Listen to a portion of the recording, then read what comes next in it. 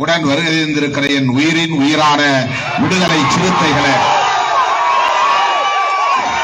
உங்கள் அனைவருக்கும் என்னுடைய பணிவார்ந்த வணக்கத்தை தெரிவித்துக் கொள்கிறேன். வீழ்க பாசிசம், வெல்க இந்தியா என்னும் முழக்கத்தை முன்னிறுத்தி சிபிஐ-எம்எல் கட்சியின் சார்பில் பேரணி மற்றும் பொதுக்கூட்டம் ஒருங்கிணைக்கப்பெற்று வெற்றிகரமாக நடந்தேறிக் கொண்டிருக்கிறது. இந்த நிகழ்வில் பங்கேற்க வேண்டும் என்பதற்காகவே நான் 2 நாட்களாக நாடாளுமன்றம் செல்வதை கூட தவிர்த்துவிட்டு காத்திருந்து வந்து உங்கள் முன்னால் நின்று கொண்டிருக்கிறேன். நேற்றைக்கு நான் ஒரு நாள் நிகழ்விலே பங்கேற்பதற்காக டெல்லி சென்றால் இன்றைக்கு நான் நாடாளுமன்றத்திலே பங்கேற்க முடியாது. விமானம் பிடித்து ஓடோடி இங்கே வந்து சேர வேண்டிய நிலை இருந்திருக்கும். ஆகவே நான் ஒரு நாளுக்காக பார்லிமெண்ட் செல்ல வேண்டாம், அங்கே செல்லுவதை விட அங்கே போய் அவர்கள் மக்களை ஏய்க்கும் வகையில் தாக்கல் செய்கிற பட்ஜெட் உரையை கேட்பதை விட இந்த நாட்டை காப்பாற்றுவதற்கு, ஜனநாயகத்தை காப்பாற்றுவதற்கு, இந்தியா கூட்டணி வெல்ல வேண்டும் என்று உழைப்பதற்கு முன்வந்திருக்கிற சிபிஐ-எம்எல் கட்சியின் மாநாட்டில் பங்கேற்பதுதான், மக்களை சந்திப்பதுதான், மக்களிடையே உரையாற்றுவதுதான் தேவையானது, முதன்மையானது என்கிற அடிப்படையில் நான் உங்கள் முன்னால் வந்து நிற்கிறேன். இந்த அரிய வாய்ப்பை எனக்கு வழங்கியமைக்காக சிபிஐ-எம்எல் கட்சியின் மாநில தலைவர் தோழர் பழ ஆசை தம்பி உள்ளிட்ட முன்னணி தலைவர்கள் அனைவருக்கும் என்னுடைய நெஞ்சார்ந்த நன்றியை தெரிவித்துக் கொள்கிறேன்.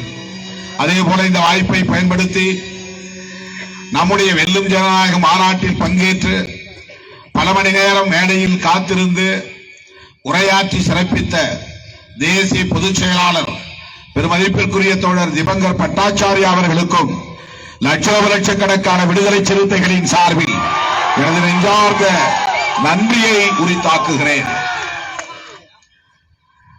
I would like to express my sincere thanks to our comrade Dipankar Bhattacharya for his contribution or presence in our historical conference last January 26th.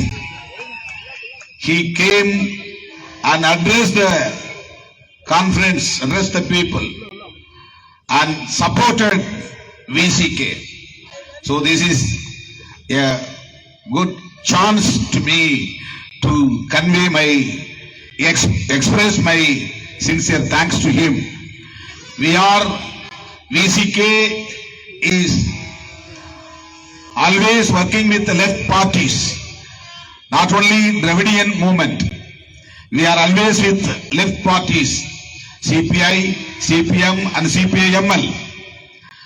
Because we are also left-oriented political party, VCK also. That's what we are always with left leaders and left parties. தோழர்களே, இடதுசாரிகளோடு இணைந்து தொடர்ந்து இயங்கிக் கொண்டிருக்கிற ஒரு இயக்கம் தான் விடுதலை சிறுத்தைகள் கட்சி. அதனால்தான் வெல்லும் ஜனநாயக மாநாட்டில் புரட்சியாளர் அம்பேத்கர், தந்தை பெரியார், மாமேதை மார்க்ஸ் ஆகியோரின் திருவுருவ படங்கள் பொறித்த மேடையை அமைத்தோம்.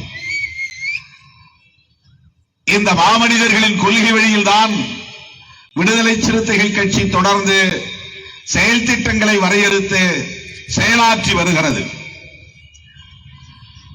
ஆகவேதான் நான் இந்த மாநாட்டை ஒருங்கிணைத்த போது தமிழ்நாட்டில் திராவிட முன்னேற்ற கழக தலைவர், தமிழ்நாடு முதல்வர் அண்ணன் தளபதி ஸ்டாலின் அவர்களை அழைத்ததோடு மட்டுமில்லாமல் இடதுசாரி கட்சிகளின் தலைவர்கள் 3 பேரும் கட்டாயம் நம்முடைய மாநாட்டில் பங்கேற்க வேண்டும் என்று நான் முதலிலேயே திட்டமிட்டேன்.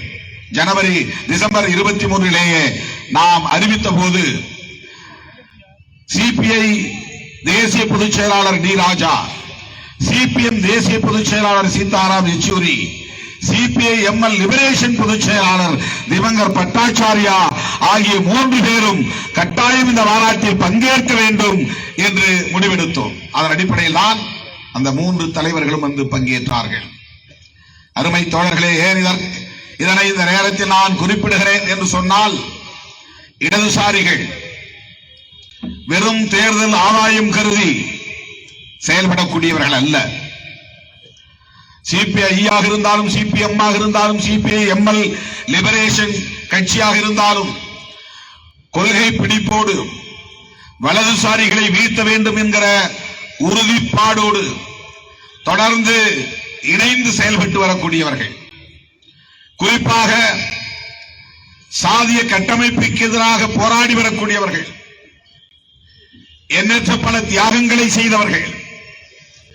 நாமெல்லாம் இந்த மண்ணில் அம்பேத்கரின் பெயரை சொல்லி எழுச்சி பெறுவதற்கு முன்பே, விடுதலை சிறுத்தைகள் என்கிற கட்சி உருவாவதற்கு முன்பே, தஞ்சை மண்ணை மையமாக கொண்டு இடதுசாரி இயக்கங்கள் தான் இந்த சாதிய நிலவுடைமை ஆதிக்கத்தை எதிர்த்து களம் கண்டார்கள். சாணிப்பால் சவுக்கடியை எதிர்த்து போராடினார்கள். பண்ணை ஆதிக்கத்தை எதிர்த்து ரத்தம் சிந்தினார்கள். சீனிவாசராவ் உள்ளிட்ட பல மூத்த தலைவர்கள் இங்கே இரவு பகலாக மக்களோடு மக்களாக தங்கியிருந்து பணியாற்றினார்கள். அச்சத்தால் பீதியால் உறைந்து கிடந்த இந்த ஒடுக்கப்பட்ட சமூகம் எதிர்த்து நின்று போரிட முடியாத நிலையில் வீழ்ந்து கிடந்த நிலையில் அவர்களை அமைப்பாக்கி அரசியல் படுத்தி போர்க்குணம் வளர்த்து பண்ணைகளை கண்டு அஞ்சாதீர்கள், அவர்களை எதிர்த்து போரிடுங்கள், இதோ நாங்கள் உடனிருக்கிறோம் என்று அவர்களை ஊக்கப்படுத்தியவர்கள் இடதுசாரிகள் என்பதை மறந்துவிடக் கூடாது. தலித் இயக்கங்கள் தோன்றுவதற்கு முன்பு, அம்பேத்கர் அரசியல் வளர்ச்சி அடைவதற்கு முன்பு, வலுவடைவதற்கு முன்பு அகில இந்திய அளவிலே இடதுசாரிகள் தான் இந்த சாதிக்கு ஆதிக்க சக்திகளை எதிர்த்து போராடினார்கள் என்பதை நாம் ஒருபோதும் மறந்துவிடக் கூடாது.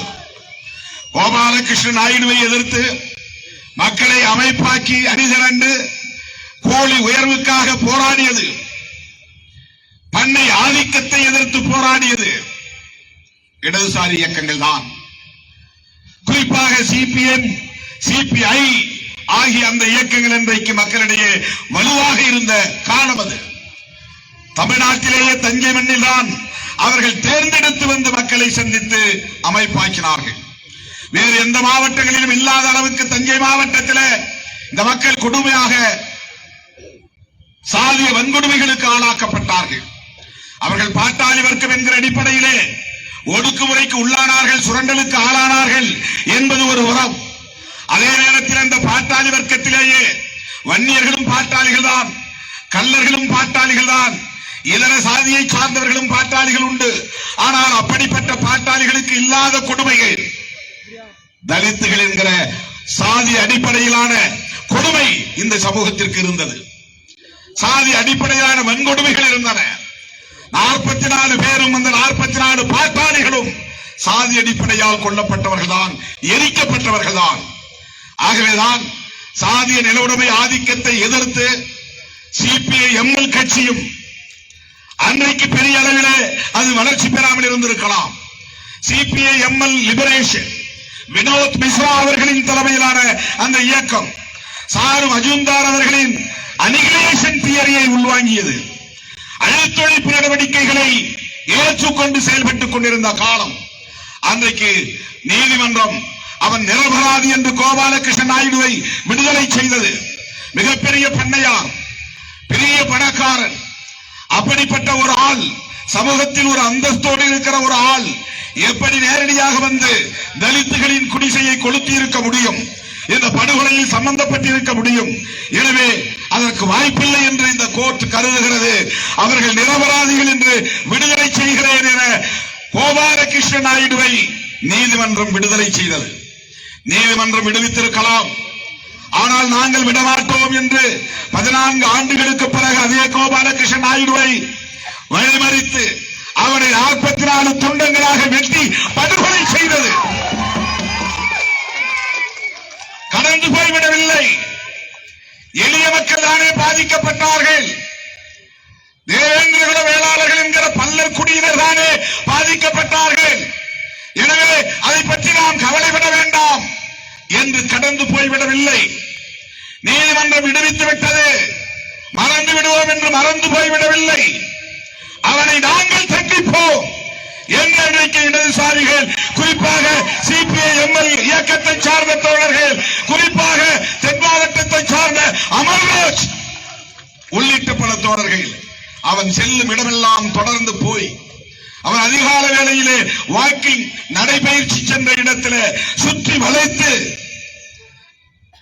அவனை படுகொலை செய்து தண்டனை அளித்தவர்கள் இடதுசாரிகள் மறந்துவிடக் கூடாது. இந்த வரலாற்றை எல்லாம் நாம் உணர்ந்து கொள்ள வேண்டும். ஏன் திருமாவளவன் இடதுசாரிகளோடு இணக்கமாக இருக்கிறான் என்பதை என் உயிரின் உயிரான விடுதலை சிறுத்தைகளே இதை புரிந்து கொள்ள வேண்டும். அரசியல் ஆதாயத்திற்காக அல்ல, வெறும் மேடைக்காக அல்ல.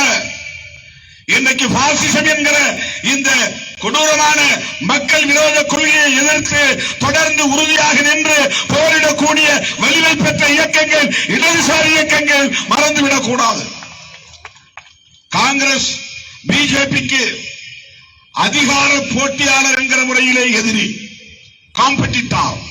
பிஜேபி இல்லை என்றால் இந்த நாட்டின் பிரதமர் பொறுப்பிலே யார் வர முடியும்? பிஜேபிக்கு இணையான காம்படிட்டார் யார்? காங்கிரஸ் தான். கம்யூனிஸ்ட் கட்சிகள் அல்ல, இதர கட்சிகள் அல்ல, மாநில கட்சிகள் அல்ல. எனவே காங்கிரஸை அழிக்க வேண்டும் என்று பிஜேபி பகையாக கருதுவது இயல்பானதுதான். அது தேர்தல் அடிப்படையிலான பகைமை, அதிகார அடிப்படையிலான பகைமை, ஆட்சி அதிகாரத்தை கைப்பற்றுவதற்கான போட்டி கட்சி என்கிற அடிப்படையில் பகைமை. அதனால் காங்கிரஸ் இல்லாத பாரதம் என்கிறான். கூடவே இன்னொன்றையும் அவன் சேர்த்து முழங்குகிறான், இடதுசாரிகள் இல்லாத பாரதம். ஏன் இடதுசாரிகளை அவன் எதிர்க்கிறான்? இடதுசாரிகள் பவர் காம்படிட்டார் அல்ல. பிஜேபி தூக்கி எறிந்து விட்டு நாங்கள் ஆட்சிக்கு வருவோம், சீதாராம் யெச்சூரி எங்கள் பிரதமர் வேட்பாளர், டி ராஜா எங்கள் பிரதமர் வேட்பாளர், திபங்கர் பட்டாச்சாரியா எங்கள் பிரதமர் வேட்பாளர் என்று ஒருபோதும் இடதுசாரி கட்சிகள் சொல்லும் நிலையில் இப்போது இல்லை. ஆகவே இவர்கள் பவர் காம்படிட்டார் அல்ல, ஆட்சி அதிகாரத்திற்கான போட்டியாளர்கள் இல்லை. ஆனாலும் பிஜேபி இடதுசாரிகளை கண்டு அஞ்சுகிறது. காரணம், இவர்கள் ஐடியாலஜிக்கல் காம்படிட்டார், ஐடியாலஜிக்கல் எனிமீஸ், கருத்து அடிப்படையிலான பகைவர்கள். புரட்சிகர கருத்துக்களை பேசுகிறார்கள், சனாதனத்தை அம்பலப்படுத்துகிறார்கள், சாதி வெறியை எதிர்க்கிறார்கள், மத வெறியை எதிர்க்கிறார்கள், கார்ப்பரேட் அரசியலை எதிர்க்கிறார்கள், பாட்டாளிகளை ஒருங்கிணைக்கிறார்கள், தொடர்ந்து அந்த உணர்வை அடைகாக்கிறார்கள், மக்களிடத்திலே அதை பரப்புகிறார்கள். எனவே பிஜேபிக்கு இடதுசாரிகள் பகை, இடதுசாரிகள் பகை. அதனால்தான் காங்கிரஸ் இல்லாத பாரதம் என்று சொல்லுகிற பிஜேபி இடதுசாரிகள் இல்லாத பாரதம் என்றும் சொல்லுகிறார். தோழர்களே, நாம் தெளிவாக புரிந்து கொள்ள வேண்டும். இடதுசாரிகளும் பிஜேபிக்கு நேர் எதிரிகளாக இருக்கிறவர்கள். தமிழ்நாட்டை பொறுத்தவரையில் திமுகவும் விசிகாவும் தான் அவர்களின் எதிரிகள். விடுதலை சிறுத்தைகள் அவர்களுடைய எதிரிகள். அவர்கள் உணர்ந்து கொண்டார்களோ இல்லையோ, இன்றைக்கு நாடு உணர்ந்திருக்கிறது, மக்கள் உணர்ந்திருக்கிறார்கள். வெல்லும் ஜனநாயக மாநாடுகளை உணர்த்தி இருக்கிறது. காலம் காலமாக சிதறடிக்கப்பட்ட மக்கள் அரசியல்படுத்தப்பட்டிருக்கிறார்கள், அமைப்பாக்கப்பட்டிருக்கிறார்கள். தவிர்க்க முடியாத ஒரு அரசியல் சக்தியாக எழுச்சி பெற்றிருக்கிறார்கள். சிறுகனூரில் இருந்து வலதுபுறம் 20 கிலோமீட்டர், சிறுகனூரில் இருந்து இடதுபுறம் 30 கிலோமீட்டர், 50 கிலோமீட்டர் தூரம் ஆயிரக்கணக்கான வண்டிகள் தேங்கி நின்றன. லட்சக்கணக்கானவர்கள் மாநாட்டு அரங்கத்திற்குள்ளும் வெளியிலும். அவ்வளவு பேர் எதற்காக கூடினார்கள்? சாதி பெருமை பேசுவதற்கா?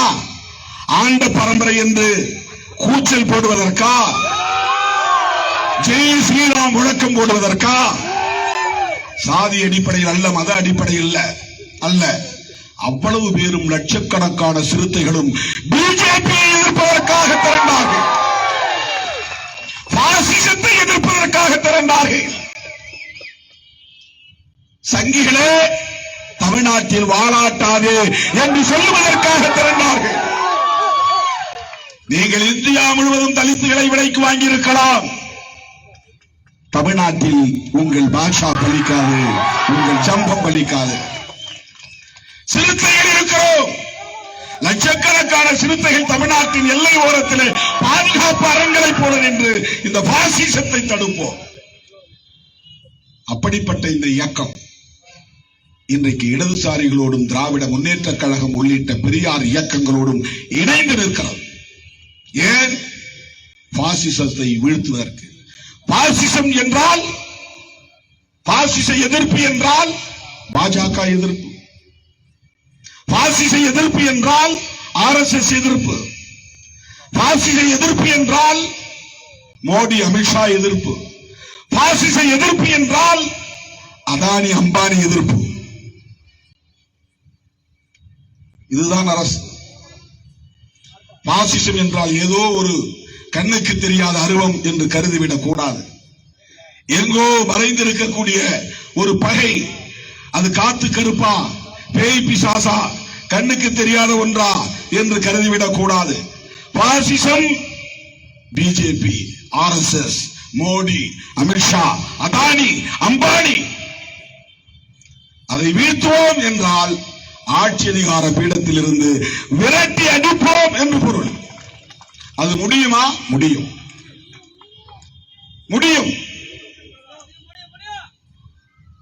தமிழ்நாட்டை பொறுத்தவரையில் அவர்களால் ஒரே ஒரு இடத்தில் கூட வெற்றி பெற முடியாது. 40க்கு 40 திமுக கூட்டணி தான், இந்தியா கூட்டணி தான். வட இந்திய மாநிலங்களில் வேலை வாய்ப்பை பற்றி அந்த மக்கள் கவலைப்படக்கூடாது, வறுமையை பற்றி பேசக்கூடாது, பொருளாதார வீழ்ச்சியை பற்றி பேசக்கூடாது, கூலியை பற்றி பேசக்கூடாது, விவசாயத்தை பற்றி பேசக்கூடாது, வீட்டுமனை பற்றி பேசக்கூடாது, வீடுகள் வேண்டும் என்று பேசக்கூடாது என்பதற்காக, அவர்களை ஏய்ப்பதற்காக அந்த மக்களின் பக்தி உணர்வை, ராம பக்தி உணர்வை அறுவடை செய்ய பார்க்கிறார்கள், சுரண்ட பார்க்கிறார்கள். அதற்காக அவர்கள் கற்றுத்தருகிற முழக்கம் ஜெய் ஸ்ரீராம். ஜெய் ஸ்ரீராம்னா என்ன பொருள் தெரியுமா? ராமருக்கே வெற்றி. ராமருக்கே வெற்றி என்றால் ராமர் யார்கிட்ட போய் சண்டை போட்டு இருக்கிறாரு? ராமர் என்ன பாபர்கிட்ட சண்டை போட இழுத்தாரா? ராமருக்கே வெற்றி என்பதுதான் முழக்கம். நாம் சொல்லுகிறோம் ஜனநாயகத்திற்கே வெற்றி. ஒரு புறம் சனாதனம், இன்னொரு புறம் ஜனநாயகம். எனவே நாம் சொல்லுகிறோம் ஜெய் டெமோக்ரசி. அவன் ஜெய் ஸ்ரீராம் என்று சொன்னால் நாம் ஜெய் டெமோக்ரசி. ஜெய்னா வெற்றின்னு அர்த்தம், வெல்க என்று பொருள், வெல்க என்று பொருள். ஜெய் டெமோக்ரசி என்றால் வெல்க ஜனநாயகம், அதான் பொருள். அவன் மக்கள்கிட்ட ஜனநாயகத்தை பற்றி பேசுறது இல்லை, கான்ஸ்டிடியூஷனை பற்றி பேசுறது இல்லை, லிபர்ட்டி, ஈக்குவாலிட்டி, ஃப்ரெட்டர்னிட்டி என்கிற பிரியாம்பிள் ஆஃப் தி கான்ஸ்டிடியூஷன் பேசுறது கிடையாது, சோசியல் ஜஸ்டிஸ் பற்றி பேசுறது கிடையாது, பண வீக்கத்தை பற்றி பேசுவது கிடையாது, விலைவாசி உயர்வை பற்றி பேசுவது கிடையாது, முதலாளித்துவ சுரண்டலை பற்றி பேசுவது கிடையாது. அவன் இந்த மக்கள்கிட்ட இருக்கிற உணர்வுகளை காயடிக்கிறான், அதை பயன்படுத்தி அரசியல் ஆதாயம் தேடுகிறான். ஜெய் ஸ்ரீராம், இதுதான் அவருடைய ஒரே ஆயுதம், ஒற்றை ஆயுதம். இந்த 10 ஆண்டு கால ஆட்சியில் என்ன சாதித்திருக்கிறார்கள்? சாதனைகளை சொல்லி அவர்களால் ஓட்டு கேட்க முடியுமா? இன்றைக்கு ஒரு தகவல், ஒரு மசூதி இடிக்கப்பட்டிருக்கிறது, 600 ஆண்டு கால மசூதி. ஞானவாபி என்கிற இடத்தில் ஒரு மசூதியை இடிக்க திட்டமிட்டுக் கொண்டிருக்கிறார்கள். என்ன பொருள்?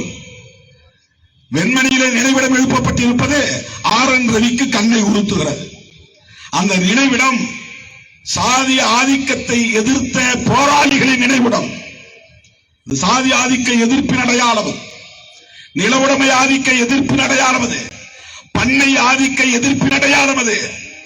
கோபாலகிருஷ்ண நாயுடுவை எதிர்த்து போராடிய தியாகிகளின் அடையாளம். மக்கள் குடிசைகளில் இருப்பதற்கு வேறு காரணங்கள் இருக்கின்றன. அவற்றை சரி செய்ய வேண்டுமானால் சிபிஐ கையிலோ, சிபிஎம் கையிலோ, அல்லது சிபிஎம்எல் கையிலோ, அல்லது விடுதலை சிறுத்தைகளின் கையிலோ, அல்லது திமுக கையிலோ ஆட்சி அதிகாரம் டெல்லியிலே வர வேண்டும். ஏனென்றால் அரசால் தான் மக்களுடைய பிரச்சனைகளை தீர்க்க முடியும். ஒரு இயக்கத்தால் தீர்த்துவிட முடியாது. ஒரு இயக்கம் எல்லோருக்கும் மனைப்பட்டா கொடுத்து விட முடியாது. ஒரு இயக்கம் எல்லோருக்கும் வீட்டுமனை கட்டிவிட, வீடுகளை கட்டி தந்து விட முடியாது. ஆட்சி அதிகாரத்தால் தான், அதிகாரத்தில் இருப்பவர்களால் தான் அதை செய்ய முடியும். இந்த 10 ஆண்டு கால ஆட்சியில் மோடி அப்படி என்ன சாதித்து காட்டி இருக்கிறார்? குடியரசுத் தலைவர் வரையிலே 4 கோடி வீடுகள் கட்டி தந்திருக்கிறோம். பொய்யான அறிக்கை என்று விடுதலை சிறுத்தைகள் அறிக்கை வெளியிட்டு இருக்கிறோம். அதே கட்சியை சார்ந்த நிர்மலா சீதாராமன் தனது பட்ஜெட் உரையிலே 3 கோடி வீடுகள் என்று போய் சொல்கிறார். எது உண்மை? 4 கோடியா 3 கோடியா? மக்களுக்கு மனைப்பட்டா இல்லை. கோடானு கோடி மக்கள் பிளாட்பார்மிலே கிடக்கிறார்கள், புறம்போக்கிலே கிடக்கிறார்கள். ஆர்.என். ரவி அதை பற்றி கவலைப்பட்டு இருக்கிறாரா? அவர்களுக்கு மனைப்பட்டா வழங்குவதற்கு என்ன நடவடிக்கை, என்ன செயல் திட்டம்? தோழர் கேள்வி கேட்டாரே, 3000 கோடியில் பட்டேலுக்கு சிலை, 3000 கோடியில் எத்தனை பேருக்கு வீடுகளை கட்டி தர முடியும்? பட்டேல் அவ்வளவு பெரிய சிலை வேண்டும் என்று கேட்டாரா? அது தேவையா? எண்ணி பார்க்க வேண்டும். அதே போல பல ஆயிரம் கோடிகளை செலவு செய்து ராம் மந்திர், ராமர் கேட்டாரா? அயோத்தியிலே கோயில் கட்ட வேண்டும், சரி, ஒரு கோயிலை கட்டி முடித்து அதை எளிமையான முறையிலே கொண்டாடி இருக்க வேண்டியதுதானே. எதற்கு 70-80 ஏக்கர் இடம்? அதில் எதற்கு 2.25 ஏக்கரில் கோயில்? அதற்கு எதற்கு பல ஆயிரம் கோடி செலவு? அதிலே ஏன் பிரதமர் மோடி போய் கலந்து கொள்ள வேண்டும்? அவர் பிரதமர் இல்லையா? இந்த அரசு மதசார்பற்ற அரசு இல்லையா? இவர் என்ன மடாதிபதியா? இவர் என்ன சங்கராச்சாரியாரா? இவர் என்ன ராமந்திர் கோவிலை கட்டுவதற்கான அமைப்பின் தலைவரா? ஏன் அவர் அங்கே போய் நின்று அதை செய்ய வேண்டும்? ஒரு முட்டாள் கேட்கிறார், நீ கருவறைக்குள் நுழையவில்லை, எங்களுக்கு அனுமதி வேண்டும் என்று கேட்கிறாய். இன்றைக்கு மோடி உள்ளே போனதும் ஏன் மடாதிபதி நுழையவில்லையே என்று கேட்கிறாய். இது என்ன முரண் என்று கேட்கிறார். மடாதிபதி செய்கிற அரசியலை சுட்டி காட்டுகிறோம். இது கருவறை நுழைவு போராட்டம் அல்ல. மோடி நுழைந்திருப்பது கருவறை நுழைவு போராட்டம் அல்ல. மோடி நுழைந்திருப்பது அரசியல் ஆதாயத்திற்கான அரசியல். அது ஒரு நாடக அரசியல், மக்களை ஏய்க்கிற அரசியல். மக்களை என்பதை விட, பொதுவாக சொல்லுவதை விட, இந்துக்களை ஏய்க்கிற அரசியல், ராம பக்தர்களை ஏய்க்கிற அரசியல். மோடி அரசு, அமித்ஷா அரசு, அவங்க 2 பேரும் ஒண்ணுதான். அவங்க 2 பேரும் பிராமணர் இல்லை என்பது உண்மைதான். ஆனால் 2 பேரும் பிராமணர்களின் சேவகர்கள். அவர்களுக்கு எடுபிடி வேலை செய்யக்கூடிய சேவை ஆட்கள். பிரதமராக இருக்கலாம், உள்துறை அமைச்சராக இருக்கலாம். ஆனால் அவர்கள் பார்ப்பன சாம்ராஜ்யத்தை கட்டி எழுப்புவதற்காகத்தான். அதுதான் ராமராஜ்யம். ராமராஜ்யம் மீன்ஸ் பிராமண ராஜ்யம். பிராமண ராஜ்யம் என்பதுதான் ராமராஜ்யம். ஏன்னா ராமர் ஆண்ட போதே அவர்கள் சொல்லுகிற வரலாற்றிலேயே என்ன சொல்லுகிறார்கள் என்றால், சம்புக மதம் என்கிற ஒரு பகுதி இருக்கிறது ராமாயணத்தில். சம்புகன் என்பவன் தவம் இருக்கிறான். அவன் பிராமணர் அல்லாதவன், சத்திரியன் அல்லாதவன், சொல்ல போனால் சூத்திரன். ஒரு பிராமணன் வீட்டிலே தன்னுடைய மகன் இறந்து போனான் என்றதும், இறந்து போன மகனை தூக்கி கொண்டு ஓடி ராமனை சந்திக்கிறான். அந்த காலத்தில் எப்படி ராமன் ஒரு அரசனாக இருந்த போது எளிதாக சந்தித்தான் என்று தெரியவில்லை. அது பிராமணர்களால் முடியும். பிராமணர்கள் யாரையும் எளிதில் சந்தித்து விடுவார்கள். குழந்தையை தூக்கி கொண்டு ஓடி போய் ராமனை பார்த்து சொல்லியிருக்கிறான், ராமா, உன் ஆட்சியில் அநீதி இழைக்கப்பட்டிருக்கிறது. என் மகன் செத்து போனான். அதற்கு காரணம் எங்கோ குலத்தொழில் மீறப்பட்டிருக்கிறது. அவன் ஒரு யூகத்தில் தான் சொல்றான். என்ன குலத்தொழில் மீறப்பட்டிருக்கிறது, அதை கண்டறிய வேண்டும் என்றவன் உடனே வாளை உருவிக்கொண்டு வெளியே வருகிறான். ஊர் சுற்றி பார்க்கிறான், காடு சுற்றி பார்க்கிறான். வனத்திலே ஒருவன் கால்களை கிளையிலே தூங்க போட்டுக் கொண்டு தலைகீழாக தவம் இருந்திருக்கிறான். அவனை பார்த்ததும் ராமன், நீ யார், என்ன என்று கேட்டு, நீ எந்த குலம் என்று கேட்கிறான். அவன் சூத்திரன் என்று சொல்லுகிறான். உடனே அவன் தலையை சீவுகிறான். ராமன் ராமனே நேரடியாக மரண தண்டனை கொடுக்கிறார். ஏனென்றால் சூத்திரன் சத்திரியனை போல அல்லது பிராமணனை போல தவம் இருக்கக்கூடாது, அது குலத்தொழில் மீறுவதாகும். குலத்தொழிலை மீறினால் சனாதன தர்மத்தை மீறியதாகும், அதாவது மனு தர்மத்தை மீறியதாகும். அதை செய்யக்கூடாது, நாட்டில் தீங்கு நேரும், கேடுகள் விளையும், இது மனு தர்மம் சொல்லுகிறது. இதை நடைமுறைப்படுத்தக்கூடிய ஒரு மன்னனாக இருந்தவன் தான் ராமன் என்று ராமாயணம் சொல்லுகிறது. அப்படிப்பட்ட ராமராஜ்யத்தை நிறுவுவதுதான் RSS நோக்கம். அப்படி என்றால் சூத்திரர்கள் இங்கே தமிழ்நாட்டில் யாரும் தங்களை சூத்திரர்களாக ஏற்றுக்கொள்வதில்லை. எல்லா சாதிகளும் தங்களை சத்திரியர்கள் என்று சொல்லிக் கொள்கிறார்கள். நீ சத்திரியன் சொன்னாலும் நான் பிராமின் என்பதை மறந்துவிடக் கூடாது. நீ சத்திரியன் என்று சொன்னாலும் பிராமணன் அல்லாதவன், பிராமணனுக்கு கீழானவன் என்று நீயே ஒப்புக்கொள்வதாக பொருள். மனு தர்மம் அதைத்தான் சொல்லுகிறது. ஆகவே மோடியும் அமித்ஷாவும் பிராமணர் அல்லாத, பிராமணர்களுக்கு கீழான சமூகத்தை சார்ந்தவர்கள்.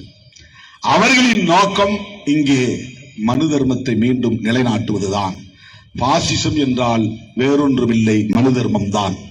பாசிசம் என்றால் அந்த மனுஸ்மிருதி தான். பாசிசம் என்றால் சனாதன தர்மம் தான். பாசிசம் என்றால் வர்ணாசிரம தர்மம் தான். இங்கே இருக்கிற பொருளில் இங்கே ஒரு கூட்டரசு நிகழ்கிறது. சனாதனமும் கார்ப்பரேட் நிறுவனங்களும் இணைந்து ஒரு ஆட்சியை நடத்துகிறது. அதுதான் மோடி அரசு.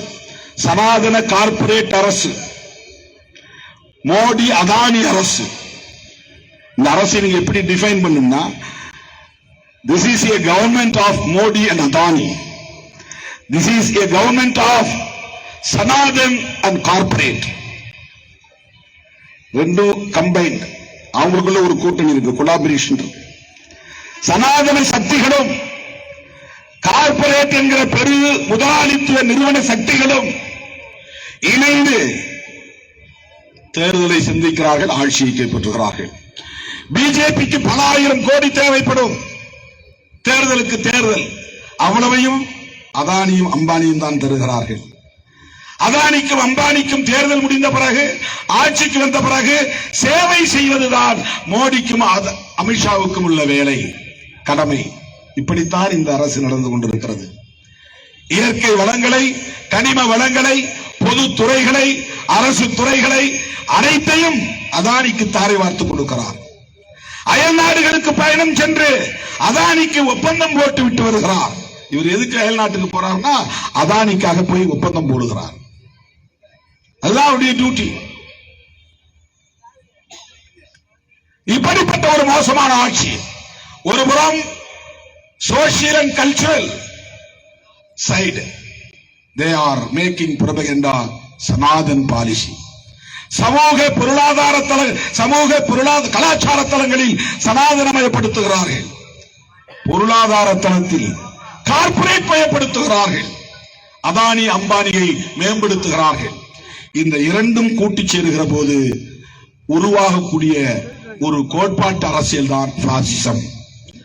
பாசிசம் சமூக நீதி கூடாது, எளிய மக்களின் வாழ்வுரிமைகள் கூடாது, தொழிலாளர்கள் தொழிற்சங்கம் அமைக்க கூடாது, விவசாயிகள் கூலி உயர்வு கேட்கக்கூடாது, அமைப்பு சாரா தொழிலாளர்கள் சங்கம் அமைத்து உரிமைகள் கோரக்கூடாது. 44 தொழில் தொடர்பான சட்டங்களை எல்லாம் 4 சட்டமாக தொகுத்து விட்டது இந்த மோடி அரசு. அனைத்தும் ப்ரோ கார்ப்பரேட் வெல்ஃபேர், கார்ப்பரேட் முதலாளிகளின் நலன்களை சார்ந்த சட்டங்களாக மாற்றப்பட்டு இருக்கின்றன. இனி தொழிற்சங்கங்களை வைக்க முடியாது, அப்படிப்பட்ட ஒரு நிலை. அதே போல விவசாய நிலங்களை எல்லாம் தனியாருக்கு தாரை வார்ப்பதற்காக விவசாய சட்டங்களை கொண்டு வந்தது. அதைத்தான் பஞ்சாப், ஹரியானாவா விவசாயிகள் உறுதியாக நின்று ஓராண்டு போராடி பணிய வைத்தது மோடி அரசை. அந்த போராட்டம் historical achievement happened by farmers and proletarians against Farmers Act. விவசாய நலன்களுக்கான சட்டங்களை எதிர்த்து விவசாயிகள் நடத்திய போராட்டத்தின் மூலமாக இந்திய அரசியல் வரலாற்றில் மாபெரும் சாதனை நிகழ்ந்தது. ஒரு அரசை பணிய வைத்தார்கள். ஒரு மாபெரும் புரட்சி இது. விவசாயிகளும் விவசாய கூலிகளும் நாள்தோறும் தொடர்ந்து 365 நாட்கள் தொடர்ந்து போராடி மோடி அதானி அரசை பணிய வைத்த ஒரு மாபெரும் சாதனை நிகழ்ந்தது. அருமை தோழர்களே, இதுதான் சாத்தியக்கூறுகளின் அடையாளம். மோடி அரசை தூக்கி எறிவது முடியாத ஒன்று அல்ல. இன்றைக்கு இந்தியா கூட்டணி உருவாகி இருக்கிறது. இது நடக்காது என்று பலரும் கருதினார்கள். இதை தொடங்கி வைத்தவர் தமிழ்நாட்டு முதலமைச்சர் மாண்புமிகு அண்ணன் தளபதி ஸ்டாலின் அவர்கள் என்றால் அது மிகையாகாது. அவர்தான் கடிதம் எழுதினார், தலைவர்களை சந்தித்தார், ஒருங்கிணைப்பை உருவாக்குவதற்கான பல முயற்சிகளை மேற்கொண்டார். இதனை நாம் 2019 தொடர்ச்சியாக விடுதலை சிறுத்தைகள் மேடைகளில் பதிவு செய்து வருகிறோம். இன்னும் சொல்ல போனால் அண்ணன் தளபதி அவர்களிடத்திலே நேரடியாக கோரிக்கை வைத்தோம். நீங்கள் தமிழ்நாட்டை தாண்டி பயணம் செய்யுங்கள், இந்தியா முழுவதும் செல்லுங்கள், மாநில கட்சி தலைவர்களை எல்லாம் சந்தியுங்கள், பாசிச பாஜக அரசை தூக்கி எறிவதற்கான அடித்தளத்தை அமையுங்கள். 2019 நாடாளுமன்ற பொதுத் தேர்தலின் போது முதலில் ராகுல் காந்தி தான் அடுத்த பிரதமர் என்று சொன்னவர் அண்ணன் தளபதி ஸ்டாலின் அவர்கள். அதுதான் தொடக்க புள்ளி. 5 ஆண்டுகள் உருண்டோடி விட்டன. 10 ஆண்டு கால ஆட்சியில் இந்திய மக்கள் என்று நான் சொல்லுவதை விட இந்து மக்கள் மோடி ஆட்சியில் கடுமையான பாதிப்புக்கு உள்ளாகி இருக்கிறார்கள்.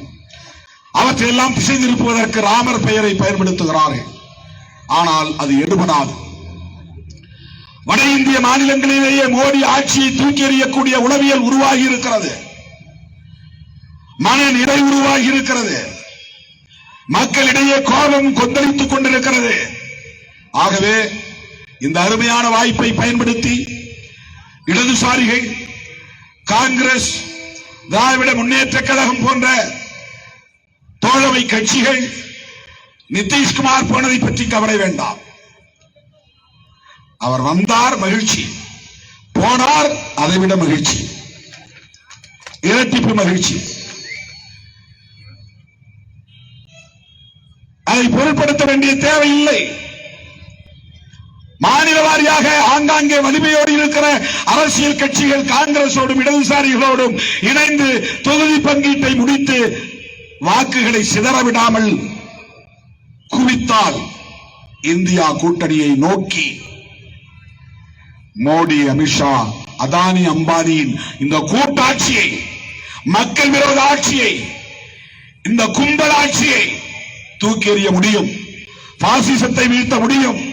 இந்த களத்தில் என்றென்றைக்கும் இடதுசாரி ஜனநாயக சக்திகளோடு விடுதலை சிறுத்தைகள் ஒற்ற துணையாக இருப்போம்.